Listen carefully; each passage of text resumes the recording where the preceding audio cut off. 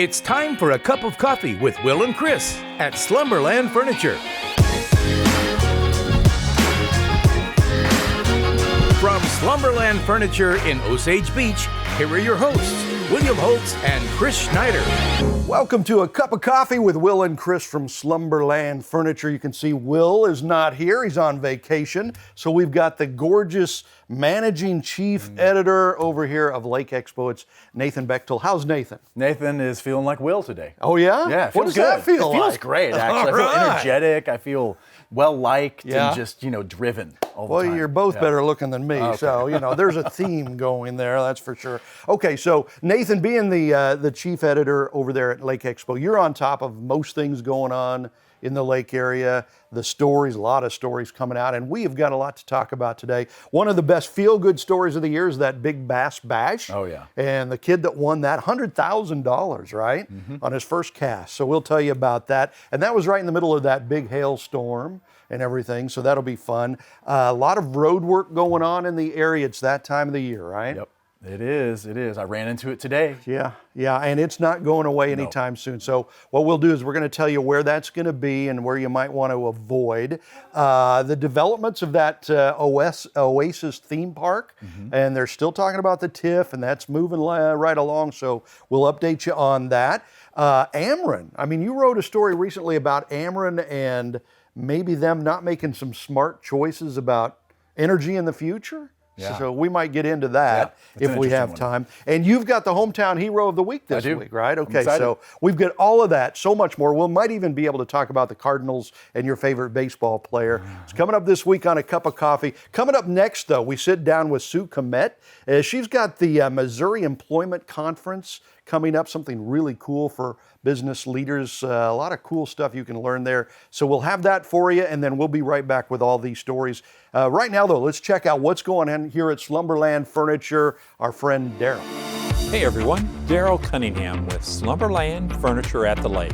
I want to invite you to take advantage of our Friends and Family sale coming up this weekend, Friday, Saturday, and Sunday, the 28th, 29th, and 30th. We're going to have some awesome deals. Our white tagged items, Slumberland low price, up to 33% off. Cannondale heirloom furniture, 25% off. And all of our discounted items are going to take another 10% off. We're doing free delivery around the Lake of the Ozarks at Slumberland Furniture, where we're bringing happy home. Welcome back to Cup of Coffee. We're here at Slumberland Furniture. We'll have Nathan back with us on set here in just a minute. But before we do that, we've got something big coming up here, and we wanted to let you know about it. So we invited Sue Comet to come join us here on the show to talk about. Sue here is the vice president of the Missouri Employment Conference. Okay, so what is the Missouri Employment Conference? The Missouri Employment Conference is a two-day conference that brings together for-profit, non-for-profit, and municipalities to network, learn, and hopefully gain tools and information that they can then take back and implement in their own place of work. Right, okay, so you're bringing together, like you said, nonprofits, profits, kind of everybody to figure out how to work together. People looking for jobs can probably find some jobs here. People looking for workers and whatnot. Is this here at the Lake of the Ozarks? Do you do this in Columbia? Where is this? It's going to be here at the lake, Okay. at Old Kinderhook in Camdenton. And it's Tuesday, May 16th and Wednesday, May 17th, a full two-day conference. Okay, so Tuesday, May 16th, Wednesday, May 17th. Okay, so you got a couple of weeks to plan for that. Right. How big is this? Do a lot of people come in from around the state to take part in this? Well, we keep growing every year. Yeah. We'll have just over 200 people there this year is what we're expecting. So yes, it started at 50 people and we just continue to grow and develop every year. Wow, so it is really growing. So when did this start and how did this start? Whose brainchild was this? This started about 7 years ago when we had a client who found themselves in litigation for sexual harassment. As part of the settlement, they had to do some mandatory training for all of their employees. Yeah. So my partner, Nan Bolin, and I took that opportunity and recognized with that there's always an opportunity for education. Sure. So we took that, we grew and developed that conference to where we are today. Right. Okay. So, if somebody is thinking, I don't know if that would be for me, would that be, what are the various different reasons why somebody would want to, maybe even need to come and be a part of this? Well, it's generally for those people who want to learn from industry experts. People who are experts in their field. So anyone who wears kind of that HR-ish hat doesn't have to necessarily be an HR professional, although we certainly welcome them, obviously. But it also could be someone who just has HR functions. They just kind of have their little toe in the HR functions of benefits, payroll, employee discipline, hiring, recruiting. So anybody who's in there can benefit. This year we have 41 speakers and 37 sessions. Wow. So we're covering a lot of different needs of people who deal with people. Right. Supervisors, managers, anybody who deals with people or that life cycle of employment. And you get a lot of that in this area because you've got a lot of small businesses where owners, managers wear a lot of different hats. Right. And they have to know a lot of that stuff. Absolutely. Okay, I saw something about a networking cruise. Yes. What is that all about? Well, Bucati Industry is our titanium sponsor this year.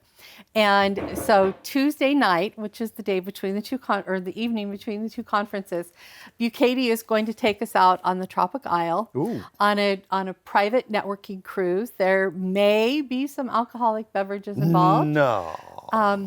And some dinner. Yeah. And so we just go out and cruise the lake for about 2.5 hours. It's just a wonderful networking opportunity for our attendees to network, but also for our vendors and our speakers. So it's just a very relaxed, informal atmosphere for people to hopefully just relax and meet each other. Yeah, and you take advantage of where we are, right? Absolutely. Of the Lake of the Ozarks. Absolutely. And enjoy that. What would be the cost to attend this?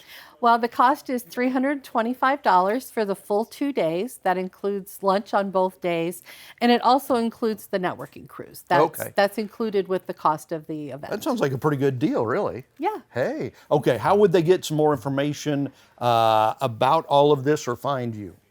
Well, they can go to our website, which is www.missouriemploymentconference.com, or they can get a hold of me directly. Okay. At 573-745-1289. Okay, there you go. That's Sue Comet, Vice President, Missouri Employment Conference, coming up in mid-May. Sue, thank you for stopping by and joining us. Thank you very much. Good luck with the conference. And we'll be back with more Cup of Coffee right after this.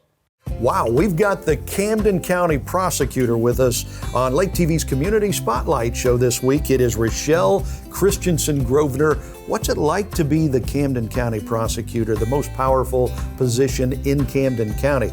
We'll find out. We'll talk with Rochelle. We'll get all the information. Be sure to join us. It's the COMC Lake TV Community Spotlight show.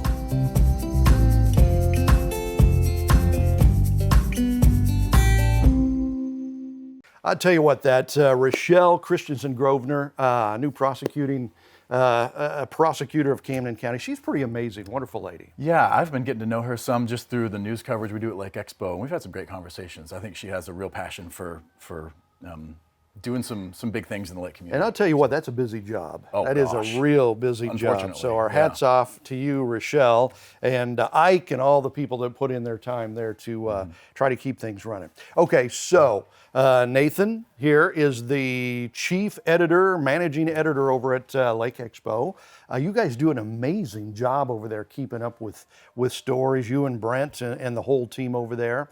If you haven't checked out Lake Expo, you need to do that. I mean, I love your stories and everything. I love your weather, keeping up with the weather and seeing the radar and doing all that. So fantastic stuff. If you haven't checked out Lake Expo, you need to do that. One of the funnest stories of the year so far, and I think it's been one of your biggest stories of the year, is about the Big Bass Bash, right? Happened a couple weeks ago on that weekend that we had those big big storms. Right. Was there a tornado in that, or just high straight line? I don't know if we had winds? one here, but we had wind and hail, and there were tornadoes, I think, regionally, and it's hard to keep track of which storm is which in I know the spring. how they keep up with those. Yeah. So they had the Big Bass Bash that weekend, right? So you can sign up, go out, and you're looking to catch the biggest fish. The biggest fish of the weekend wins the person who caught it $100,000. How about that? So And then a bunch of people win a bunch of other prizes. It's all about catching a big fish. And so there's all these different, time slots where you go in. If you weigh it in, Yep. then they have ranks in that time slot. And then there's a new time slot that starts. Oh, And so really? it's a Saturday, Sunday thing. And there's multiple time slots throughout each day. And there's winners in every time slot.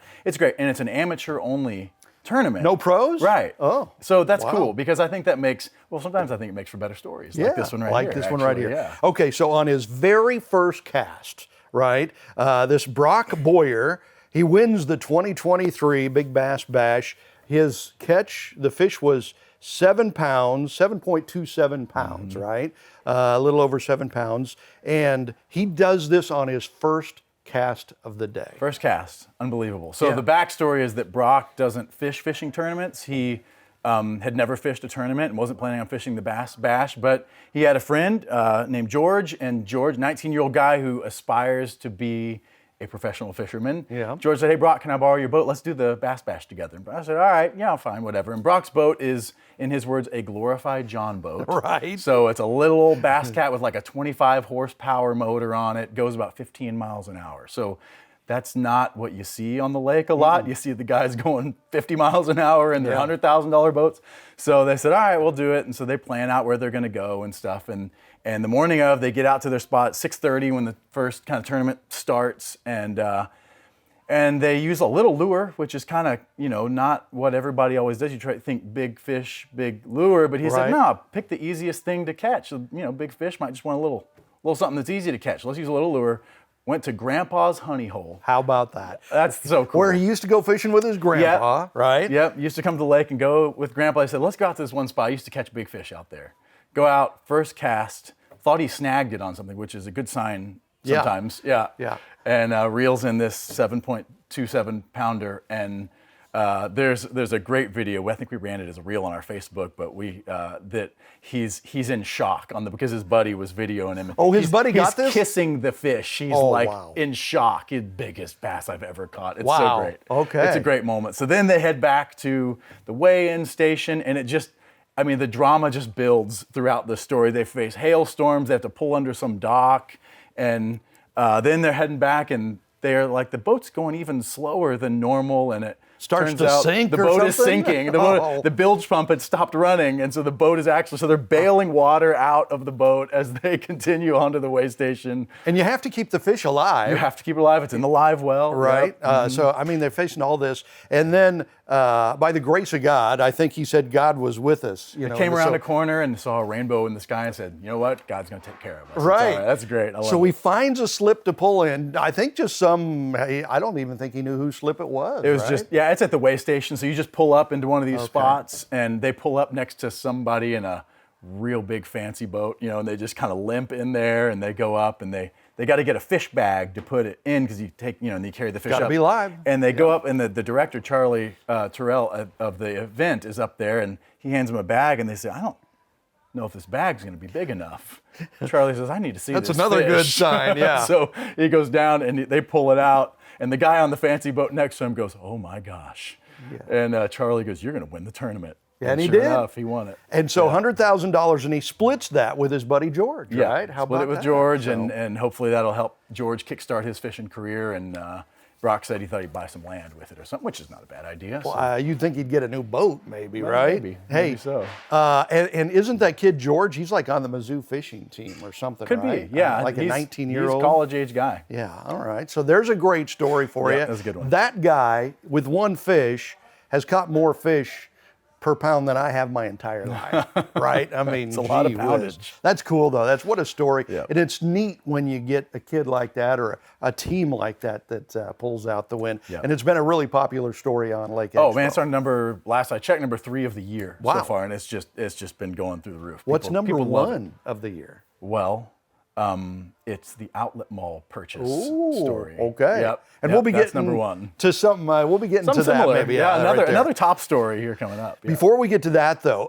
here we are in the springtime. The weather's nice, blah, blah, blah. So the construction picks up, right? And we've seen more of that around Camden County, around the lake area. So they're really working on Highway 54 and the bridges. The Grand Glazed Bridge, that's right. In fact, coming here just now, thankfully into it was going the other direction, Yeah. but I watched all the poor souls struggling to. Andy said the get same past it. exact thing. Yeah, right. So but it's going to be going for a while. Turn around and they'll work on the other On side. the other at some side, and I point. think it's going to be off and on through early first couple weeks of May. Yeah. I think so. Okay, so they've got 5 phases that they're telling us. This first phase is the Grand Glazed Bridge one direction, and that should be getting done right about now. They should be moving on to phase 2, and that's the other side of the Grand Glazed Bridge. So you're going to get caught coming or going at There's the no way Grand around Glazed it, Bridge. literally. Yeah, and this next phase 2 is from now through May 5th.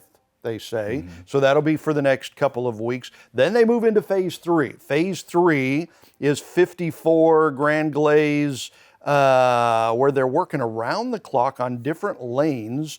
And I'm not even sure what they're doing. Just like, I think the whole thing is like resealing, and they said to extend the life of the bridge. Right. So I can appreciate that. so this is still on the Grand Glazed Yeah, Bridge, and that is yeah. through mid-May. Yeah. So basically on the Grand Glazed Bridge through mid-May, mid-May, something's be going aware. on. Yeah. But then in phase 4, they move over to the Niangua Arm Bridge Mm-hmm. west of Camdenton, and that'll be mid-May through the end of May, around the clock, and they'll be working on that bridge. Right. So and then there's a phase 5, and it says this includes preservation treatments to the overpasses in Osage Beach. Yeah, so probably Passover and some of those other spots. Okay. I don't know. So then be that- watching for that too. Yeah, they're just going to be Yep. moving around, A lot going on. moving the pain somewhere Now else. when it gets warm, they like to do some of that road work. Yeah. So that's Well, I guess it's better now than right in the middle of Aquapalooza or the shootout or something like that. It always cracks me up when they start working on the highway right outside of the shootout, like the week before the shootout starts, right? It's like, you'd think that they would prioritize that as the most important thing in Yeah. Missouri, but I don't know. it's like, what are you thinking? Of Yeah. course, they don't care, probably.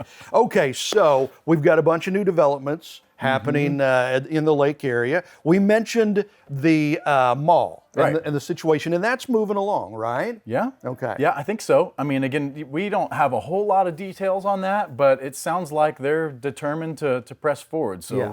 it's an investor group that has got it under contract, and I honestly, we don't have a lot of details. They said family friendly. Yeah, which is what a lot of people have been asking. Basically, for. So what they've that's- said, yep. right? What's going to be in there? Because Yep. people ask me, I'm sure, like you all the time, what's that going to be like? Family friendly is all they're saying, Yep. right? And that's Gary Pruitt, Right. kind of. And a handful of other investors. I think he's kind of running point on certain aspects, but he's one of, I think, a handful of folks that are going in on that. Local, So, so that's cool. And then the other thing, of course, is this big theme park, Right. The Oasis development, and that has been big news lately because they're working on getting their TIF. Right, it's like tax help to build, I think, and we're getting more information on that. They've got the huge theme park going on, but now the Marriott is coming on board with a big, huge conference thing and 400 rooms and 1,000 parking spots. So what's the latest on the TIF situation with that? well, it cleared the TIF commission. So the way a TIF process works, man, I hate starting a sentence like that, actually, because it just sounds so boring. But the way a TIF process works is that a developer will apply for TIF. TIFs are all can be customized. It's an agreement with the What does city or TIF county. stand for? Tax increment financing. Okay. It doesn't mean they get like you write like a check to them of taxes. It's more things like what the property tax would have gone up because it's a much more valuable property. Yeah. It won't go up for a certain amount of years, and so that's like a savings gap. That's one of the components of a TIF a lot of times, and so that gets kind of counted towards the funding available to help pay off the project, and they'll use that for infrastructure and stuff. Right. So it goes to a TIF commission, which is composed of like some county commissioners and some school district people and different stuff, and they kind of vet the process, say, we love it, we hate it, something in between, vote on it, and then it has to go, in this case, to the Osage Beach Board of Aldermen. Okay. They ultimately vote whether or not to agree to this TIF or not. The TIF is it's really for the developer, it's a financing piece. And so until they know what that looks like, they're likely not going to move forward in any real way. Right. You know? Yeah, because it's an important piece of the financing of the whole thing. And this $350 million project, It's big. at this point, and that's probably going to go up with the way inflation is I don't know, everything goes up. going. Yeah, everything, gosh, absolutely. yeah.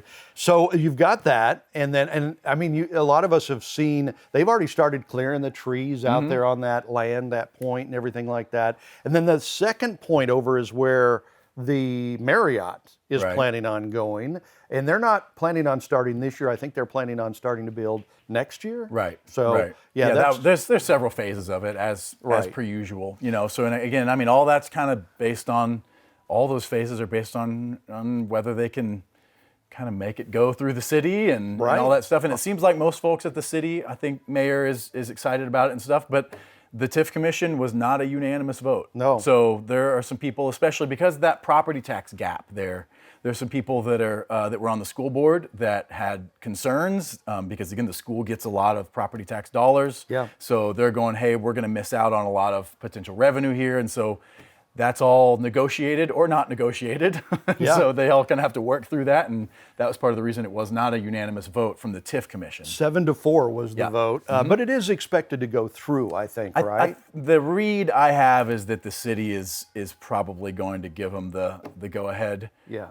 And we'll see. There may be some other ways that the developers kind of, you know, throw some extra to the school district. I think all that's kind of being worked out and negotiated to kind of, you know, make up for some of that possibly. But again, Yeah. there's a lot that goes into There's all those a things. A lot lot. of negotiations. Well, and it's good that they take it slow because there's big money involved here, yeah. and you don't want to go wrong on stuff like this, right? So, so it's good that they're taking their time to do this. Okay, so Nathan, you brought the hometown hero for this week. You brought the nomination. So, who is your COMC hometown hero of the week? Our hometown hero this week is going to sound like nepotism, actually, but that's It's all your right. wife. No, it's not my wife. Should be, actually, it is. It should be my She wife. is the hero, that's for sure. But it's my cousin. He's a first cousin once removed. It is Todd Shockley. Todd is the principal at Hawthorne Elementary School. And if you know Todd, and you probably do know Todd, because he's known and loved by a lot of people, then you know that he is the definition of a hometown hero. He grew up here at the lake. His parents and my grandparents actually operated a grocery store on the Strip. Really? Way back. Wow. Yep. So he's got roots here at the lake for a long time. He was a member of the famous Lake of the Ozarks ski show. Okay. And Never heard of that. There's a great photo floating around out there that I may have of him in you know, some kind of whatever the spandex type stuff was that they had to wear there. Really? So, Well, better than a Speedo, I think. yeah, well, that's true. Yeah. So he was a member of that. He was a great water skier, he and his brother Tim. He's married to Daphne. They have 4 awesome kiddos who are my second cousins, technically, Caden, Tegan, Jabin, and Haven. And the quality of their kids, I would say, speaks to the quality of Todd and Daphne as people. Todd's been a longtime member and even staff member at Riverview Baptist Church in Osage Beach, where he has taught about Jesus and God's love to hundreds, I don't know, maybe thousands of people over the years. He has had a huge influence in people's lives, worked at Camdenton schools for decades, was Hawthorne Elementary principal for about 14 years, and actually has announced that he's retiring from that this Really? year. Oh, man. Yep, and opening the next chapter of his life, which is to be a full-time pastor. And so this past Sunday, actually, he was ordained to pastoral ministry at Riverview Baptist Church. Wow. It was standing room only. I was literally standing. Wow. It was a packed house, and that was just, again, a testament to the impact that Todd's had on people's lives. He's now doing youth ministry at Riverview and also helping us think strategically about church planting and some things. That's just a little snippet of the stuff about Todd Shockley. But beyond all that, if you meet Todd, or if you're lucky enough to get to hear Todd teach, you know that Todd Shockley loves God, he loves people, he is a humble, honest kind of person, the exact kind of person that you would want to follow as a leader. And I think if that doesn't make somebody a hometown hero, I don't know what does. There you go. Sounds perfect. So congratulations, Todd Shockley, the COMC hometown hero of the week.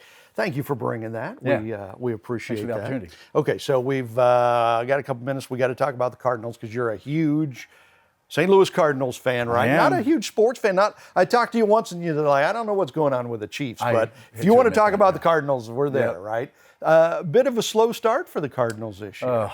It's a little slow start. Yeah. It's rough. Are Yeah, are you worried for the season or what? It's too early to be worried for the season. It's the time to read great analysis articles about what's going on and who needs to go down to AAA for a while and, who should be doing what and who we should have, leading off and all that stuff. So the reality is our starting pitching is not exciting and not doing great. Jack Flaherty's doing okay.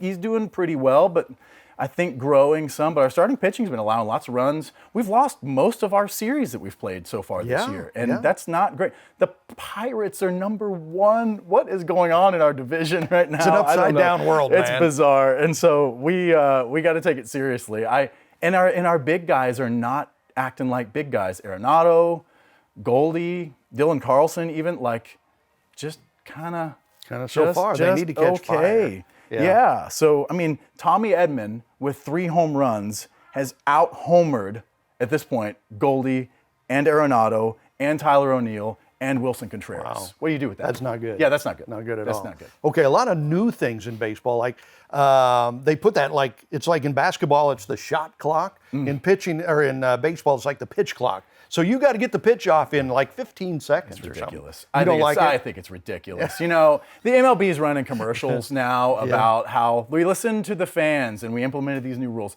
You didn't listen to me because I didn't want the pitch clock. I think it's ridiculous. Every pitcher has their own rhythm. I think that makes the game great. I know they're trying to speed up the game, but with the pitch clock, the first game of the year when we played the Toronto Blue Jays, it went 3 hours and 38 minutes. That's that not game, saving with the any pitch time, clock. right. So I don't know. I just think it's silly. The other night there was a game where we had a reliever in, and he's trying to pitch within the pitch clock, but then the ump penalizes him, I think, with the ball for quick pitching.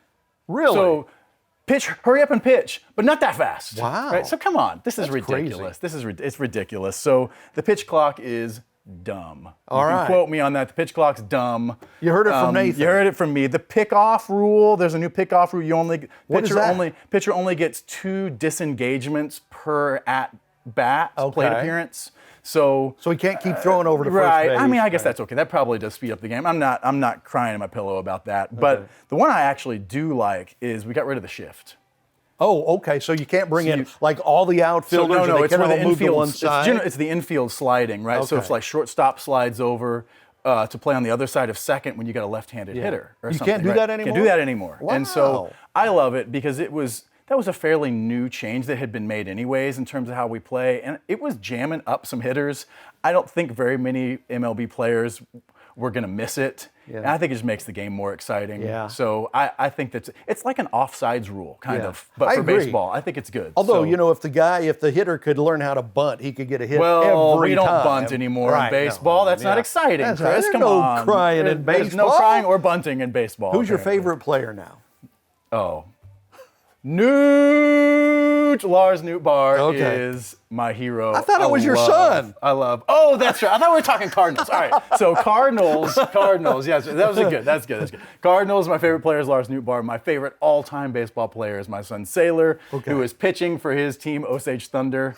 Some this year, and you set me up, and I missed that one. I just That was whiffed like a that softball. completely. Oh, painful. Okay, but that's my favorite player. Is my boy Sailor. He's 12 years old, and I think some Cardinals starting pitchers could learn a few things from him. I love in my that. humble opinion. I love that name, Sailor. Sailor. Wow. Yeah. Yep. So you got 5 kids. 5 kids. What did you name them all after boating and sailing, or what? No. And in fact, Sailor's a family name. It was my wife's stepmom's maiden name, so we wanted to honor them with that. I love that name. But a lot of family names actually is what we named. I our wanted kids to for the name most one of part. my sons 7, but I was shot down on that. Was so. it number 7? Yeah, kid, or number you just- 7. Okay. No, he was number 2, but I was going to okay. call him 7. That wouldn't have been confusing. That's a great name, Sev, right? Yeah. Okay. All right. So Nathan, the chief editor over there at Lake Expo. Check out Lake Expo. It is awesome. It is great. And it's probably the best writer in town by far. I don't know that it's even close. So thank you for all the work you do over there. Thanks. And keeping the community informed on what's going on. We were going to do an Ameren story, but we don't have time for that. But go to Lake Expo, look for that about maybe the future problems with getting energy here at the lake. Yeah, energy is changing, and we have some concerns. Yeah. And you can check that out at Lake Expo. There's more to come on that. Absolutely. Okay, so we're out of time already. Wild Will be back next week, so be sure to join us. He's going to bring a lot of pictures from his vacation. That'll be a lot of fun. Nate, thank you, brother. Appreciate it. Thank you, Chris. And thank you for joining us for a cup of coffee.